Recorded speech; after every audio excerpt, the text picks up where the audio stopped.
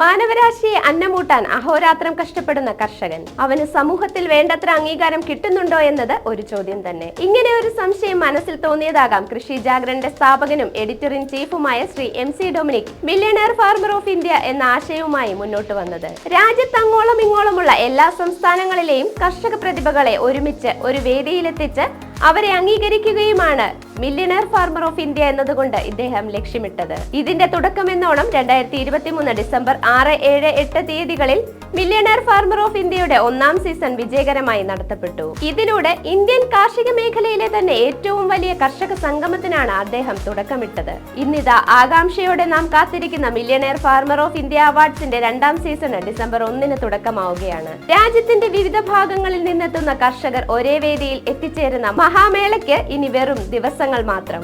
December 1 തുടങ്ങി 3 വരെ നീണ്ടു നിൽക്കുന്ന മഹാസംഗമത്തിന് ന്യൂഡൽഹി പൂസയിലെ IARI മേള ഗ്രൗണ്ട് വേദിയാകും. രാജ്യത്തെ വിവിധ സംസ്ഥാനങ്ങളിൽ നിന്നുമുള്ള പ്രഗത്ഭരായ കർഷകർ ആരൊക്കെയാണ് എന്നറിയാൻ കാത്തിരിക്കാം. ഏറ്റവും പുതിയ കാർഷിക വാർത്തകൾ അറിയാനും കൃഷി വിവരങ്ങൾ മനസ്സിലാക്കാനും ചാനൽ സബ്സ്ക്രൈബ് ചെയ്യുക.